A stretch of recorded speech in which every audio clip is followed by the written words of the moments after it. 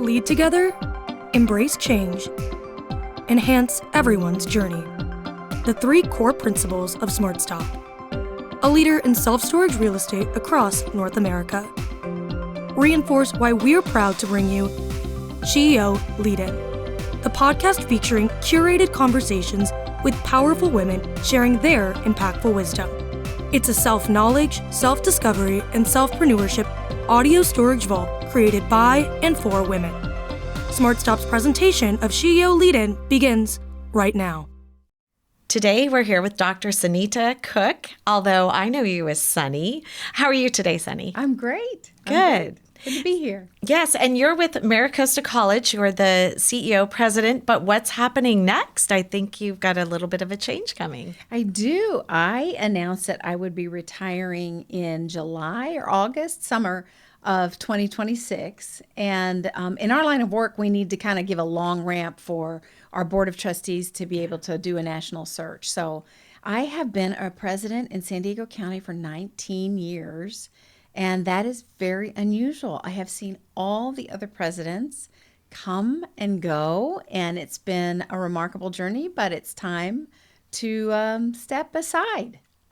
Did you know that I've been doing my job for 19 years? Have you really? I have. I have. That's a long time. And I would say that the history that you have and all of the county is so remarkable. And I hope you're sharing that with others. I am. And, it's been fun to watch the leaders in our community grow and develop and take on new roles, and to watch what all of them, not only the higher ed leaders, but the electeds that we have seen grow into new roles. It's been really a neat opportunity.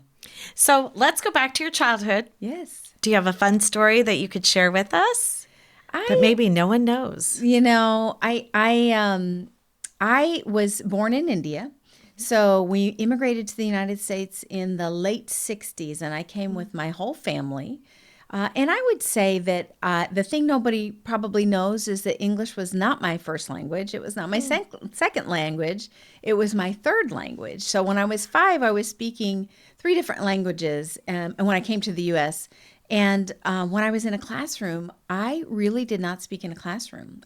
When the teacher would ask a question, I'm embarrassed to say, I would walk up to her and whisper it in her ear because I was so kind of, shy about speaking in this third language. And nobody would know that today because I speak plenty. I speak plenty wherever I am, and I'm giving speeches. And so I think that's something that would probably surprise people, is that I've been a child that really didn't feel comfortable in a classroom. Is that what inspired you to get into education?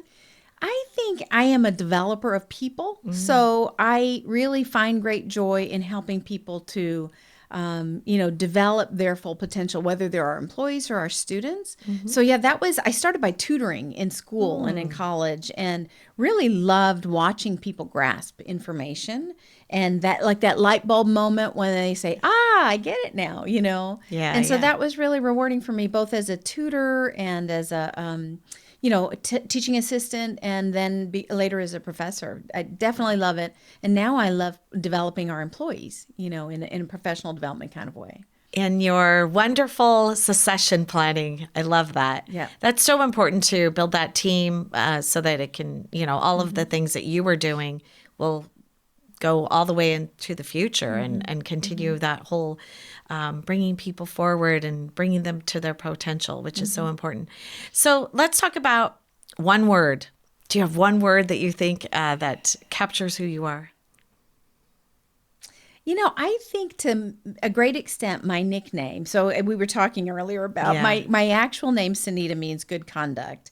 And from that came in high school a nickname, which was Sunny, which has stuck with me forever. And I think that gets to kind of my positive outlook on life. I tend to be quite optimistic and very, as I look at the future, very hopeful and very optimistic.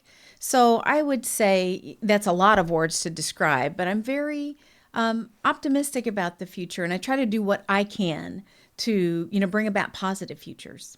I actually agree with that. And I think there will be a great loss with you leaving. Oh, but, again, to succession planning, hopefully you've really brought enough people forward in that same positive manner that see it, believe it, and, really have bought into it so that they continue that because it is good work. I mean, look around. We've got so much negativity in our world. Yeah.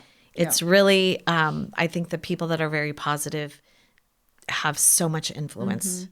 And at MiraCosta, we have done a lot of thinking and looking further into the future and thinking about the futures that we want to create. What do we want to contribute to in the society that we want to live in? And so we've done a lot of work throughout our college to, embolden people with the right tools and the skills and the abilities to really shape the future in a way that they want. And so we keep defining that as just, equitable, and sustainable. Yeah. And so I'm really convinced that the next level below me and all of our employees have what it's going to take to try to create a better futures for our next generations. So let's talk a little bit about, and I would think it would be very tangible, success, how you measure success and failure. And do you have any examples of failure where you actually felt that it was a good thing because it actually led to a success?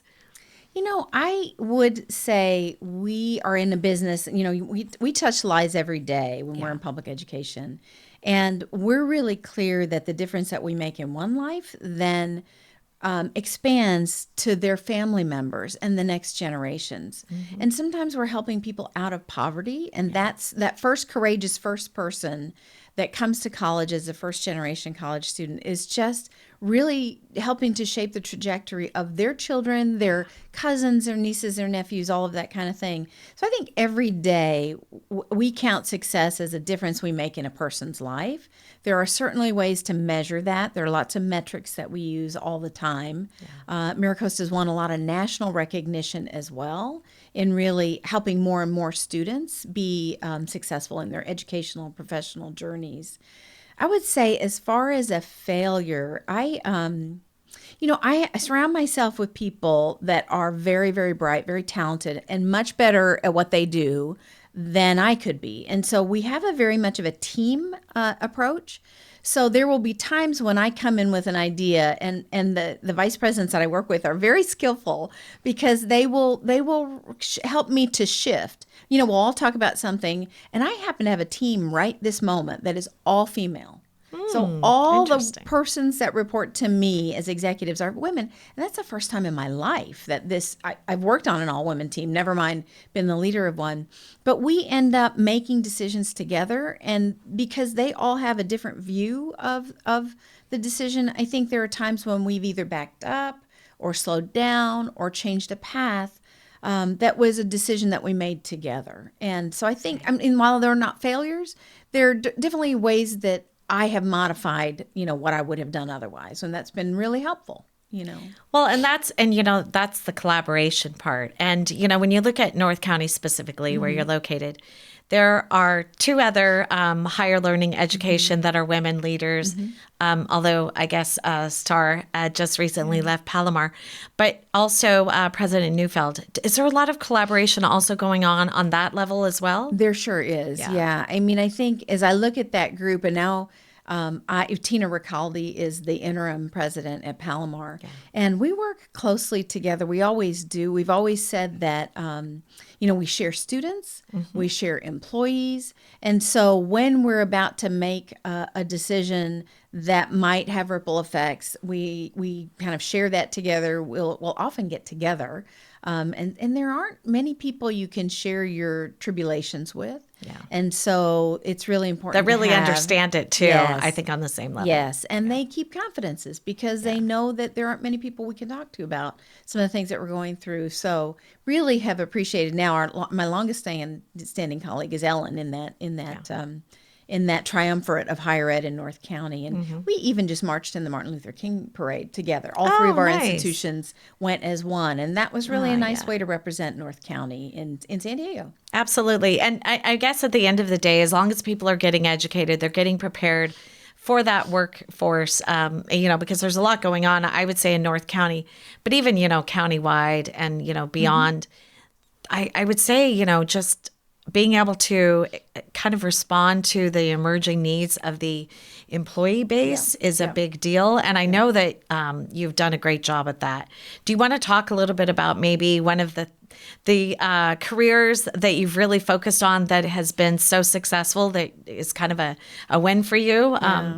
Well, I would say for a number of reasons. What I'll talk about is our biomanufacturing bachelor's degree, Yep. and part of it is because that's kind of my field. Like I came and I studied and I taught in the biotech field, but we also were one of the first 15 in the state of California that were allowed when the legislation changed in 2015. We were allowed to pilot a bachelor's degree program.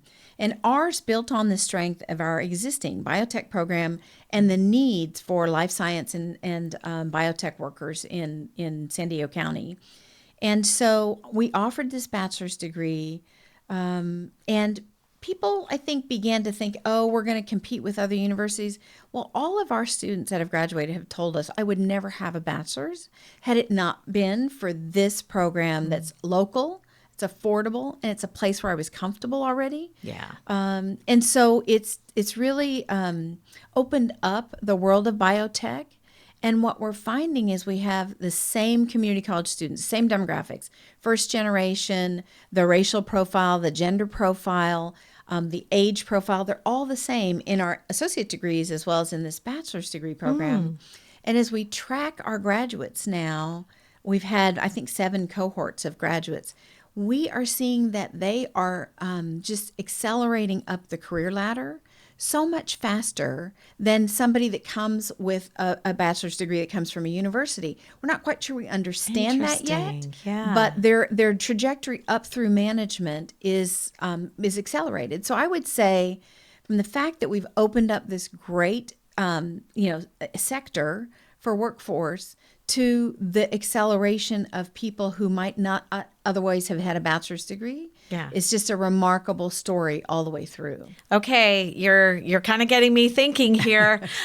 So what do you think? Do you think it's because are they staying local or are they? They are. Okay, so now that's an interesting thought. So 90% of our graduates generally stay locally. They want to live. They are from here. Yeah. They want to stay and live and work locally. Which is interesting because I think that's the same as CSU. Yes. And I think Palomar has that same stat. Yes. So when you think about all of the people that you're getting educated and you're creating that workforce, maybe it's successful because they want to stay local and they are creating that workforce and there's so much of them, or, such great numbers that they're actually able to stay local because there is a lot of biotech. Yes, there is. And then maybe they're not hiring too many people from outside.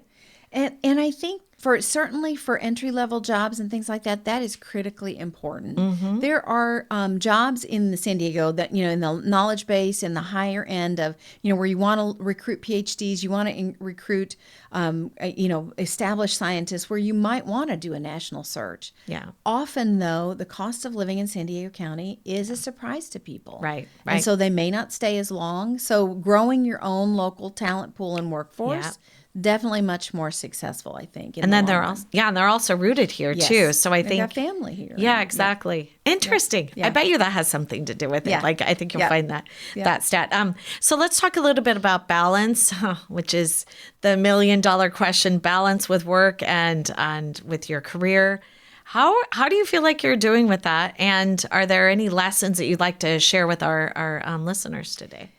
I when I became a president, my son was in 4th grade. Oh. And so it was, he was in elementary school. Yeah. And it was really tough to do a big job because it was a life-changing, kind of career for a family.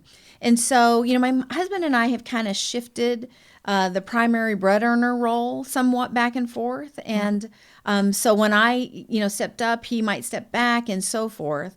And I think at this point now our son is out of graduate school, has been working. He's a productive, member of society, which is about all we can ask for as parents. Sure. Yeah. And so it's just my husband and I, we're empty nesters. And so the demands of home are less than when you're trying to raise children. So I always say to people, I think, especially women, I think you can have all that you want in life. You may not be able to have it all at once. Right. And so, life is a marathon. And so pace yourself. And there's sometimes you'll make priorities. I don't have a lot of hobbies that take a lot of time. Golfing. We gave that up when I had my son. I might go back to it in retirement, but that's not one of the things that is part of this phase of my life. Right. I used to be a marathon runner, and being out 4 or 5 hours on a Saturday training is, you can't do it all at once. Right. But I certainly have been able to do all that I wanted to do, just again, not all at once. So life is about phases. Definitely. And so you might have grandkids soon, or do you already have them? I don't have them yet. Oh, So, see, yeah, now that could be one your day. next phase. One So day, maybe, yeah. when you're dealing with the grandkids, which I don't know if you're, sometimes, the grandparents step up and they become Yes. primary caregivers for the grandkids while their significant others and their children are actually, working. So Yeah. anyway, let's take a quick pause for a smart stop, and then we'll get back to this interesting conversation. SmartStop knows the winning connection is when we elevate success together. SmartStop Self Storage, a California company with nearly 200 properties and over 15 million square feet of rentable storage in the US and Canada, is committed to positively impacting the communities we serve on the national and local level. By aligning our core principles of leading together, embracing change, and enhancing everyone's journey with local initiatives. To learn more about our core values, our locations, and career opportunities, please visit us at smartstopselfstorage.com. So let's talk specifically about being a female leader. And you mentioned that your team right now is all women, but it was the first time ever. Have you ever run into any issues with leading men? I think that higher ed is a little bit different in that we have a lot of women in education in general, and certainly in administration. But in a president's role, you are interacting with lots of different leaders across the county. Sometimes they're elected officials, sometimes they're corporate, sometimes they're, chamber leaders and so forth. So it's a variety of different kinds of people. And I think there were a lot of years where I would still look around the room and I would say, yep, still the only woman in the room. Yeah. Yep, still the only woman of color in the room. Yeah. And that is getting to be less common now. I think there are more women that are in roles of leadership, and so that's always wonderful. And I think, I've learned over the years that we sort of debate differently. Men and women debate differently. We argue our points differently. And I sometimes say I was raised in an all male dominated world. And so I've learned to cope with those styles. I've had to adjust my own style. I think now there are more varieties of ways that we communicate. And so that makes it harder sometimes. Yeah. And we still have to work. We talked a little bit about working at communication. Yes. And listening, deeply listening, actively listening to understand.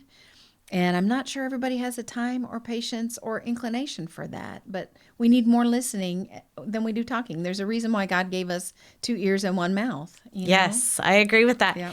And so kind of how it shifted, I think I'm hearing you say, is that now maybe you are experiencing, well, since there are more women in the space than in the beginning, did you have any situations where you felt there was resistance being a president? That's a pretty big job. I bet you and I have both been in rooms where we said things. Yes. And people didn't respond to them. Yep. But the man said it moments later, and it was as if it was the greatest idea ever said. Yeah. And, you go through that quite a bit as you're earning your stripes and you're earning your, and I think the younger you look, the harder it is, right? Absolutely. So now I got Yes. some gray hair and I look older and maybe I've earned a little respect, but I think those are the times when it's really frustrating. And I remember once being in a room and a man called that out.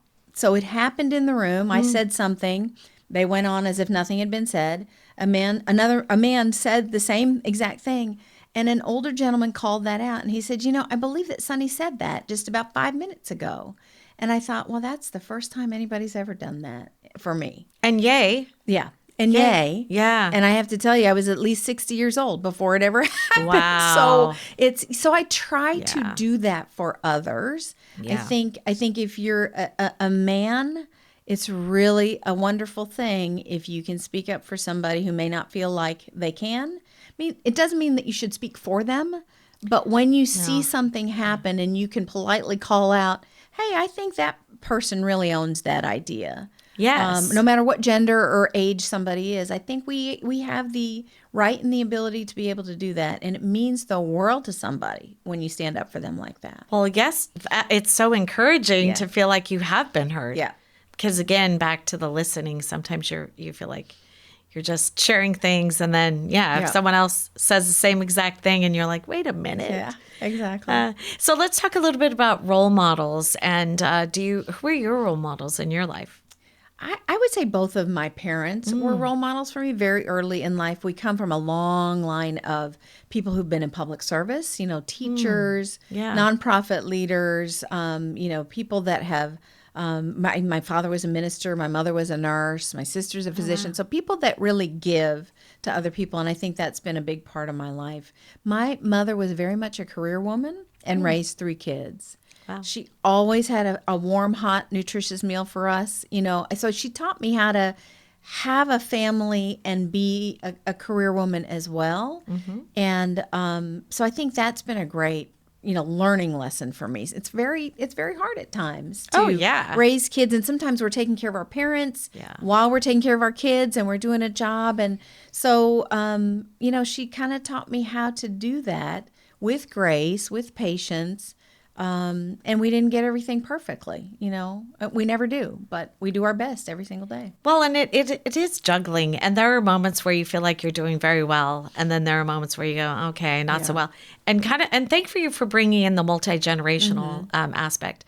A lot of people are not realizing how that actually affects their lives. It's juggling a lot. Very stressful. Yes. Financially as well as, emotionally and physically. Yep. I remember when my mom had a stroke, and it was, it wasn't a long period of time. She's actually doing very well. But for that time, I was thinking, oh, my goodness, what's going to change? And how am I going to fit yet another thing in my life? Mm-hmm. And so, I mean, that is a real life experience.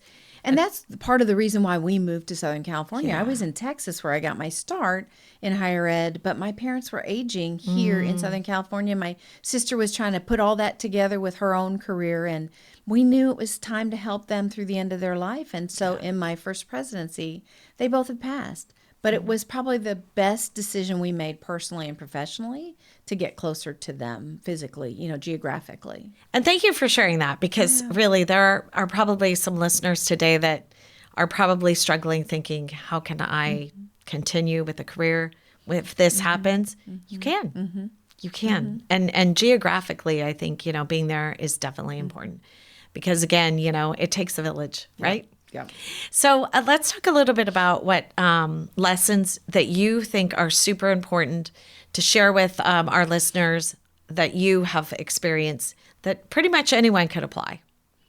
I'm sure you've got lots of them, but I would say a couple of those things are, I don't think we often see our own unique strengths and our leadership abilities. And I think especially for women, it is really important for us to highlight when someone has done something well. They've done a project well, they've really come through and delivered, whatever that is, to give people praise and to recognize when they are demonstrating unique strengths, qualities, or leadership abilities that you want to call out, because most of the times we don't see that in ourselves. Yeah. And that could plant the seed for a future decision that they make. So I think that paying it forward, certainly that made a difference to me. I would never be in this role had somebody not said to me earlier, well, I see some things in you that are really different and unique, and you should consider this. Never would have thought of that myself, So I think that's critically important for the future generations of leaders. And then I think have grace. We never are going to be all that we want to be in all the circumstances every single day of the week, 24 hours a day. And so don't be too hard on yourself. Don't, we all try our best, and sometimes we fall short, and have that grace for yourself, but also have that grace for your team members too. I agree with that. And I like your, what you said about calling out or encouraging, paying it forward, however you put that, when people do things well, because your life is all about encouragement anyway, about, helping people become their best version. Yeah. And that, I think, oh gosh, it's so easy to have the negativity creep in. And you know what? I think we're seeing more now today than ever, in my opinion. I don't know how it feels on the campus, but there's such a critical eye of many people that want to feel that they don't want to encourage people anymore. Yeah. And it's so disheartening, I think, because if we're being so critical of one another, how are we ever going to come back together and become more communal and, in a community that has a shared vision, a shared goal of success? Yeah. I don't know. I mean, what are your thoughts about all of that? How can we change that? I think you bring something special to this because you are Sunny, of course. But really, I mean, how do we do this? Well, I just was hearing something about John Lewis, the famous civil rights leader, right? Who was tremendous and just recently passed, but was in Congress for a number of years. And he said to someone, I don't think I would have survived the social media age. Oh, gosh, so if you think of everything that we revere and think and remember about our past leaders, if you put them up to the scrutiny of social media and the kinds of behaviors that people exhibit on social media, I don't know if any leader can live up to that. None of us is perfect. And all of us has something that we'd rather not have put under a microscope on social media.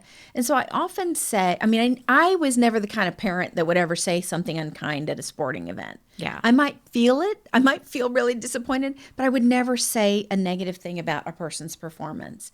And so I think we have to remember that I think you reap what you sow. So if you're going to get on social media behind a box and act like anonymous and make horrible comments about people, remember that what you reap, you sow. And I don't know that any of us need to be engaged in that kind of behavior, whether it's face-to-face, whether it's behind the wheel of a car, or whether it's, in social media. I think that aspect, and I think the fact that we can't agree on facts and truth are really problematic for us as a society. I really do believe we've got to wrestle with that. And AI is only going to make that harder. Oh my gosh, I know. So when you you are speaking my language, by the way. I know you know that. But when I talk to young people about social media, I'm like, it's the devil. I honestly believe it's the devil. It's a blessing because you can actually get a good message out, but it's a curse because then oftentimes, not always, but oftentimes it's twisted. Yep. And then someone's like, well, that's not true because I read on social media. And I was like, wait a minute. So I spend a lot of time on my social media, for instance, where I go and find a verified fact because I know it exists and I link to it. Yeah. Because I want people to start thinking for themselves. Everything you read on a social media post isn't always true. And the images we see and the videos. Oh my gosh, exactly. And I will tell you, I try to just promote positive messages. I only have social media for my work role. Yes. And I promote events and things that are happening that are good. Yes. And I just had an interaction where somebody commented on a post and asked in a pretty, I would say, aggressive, perhaps even rude manner, a question. And I thought, I stewed on it for a bit, and I usually don't respond to something like that. And I thought, I'm going to respond in a very positive way. And so I responded, great question. Let me help you understand, blah, blah.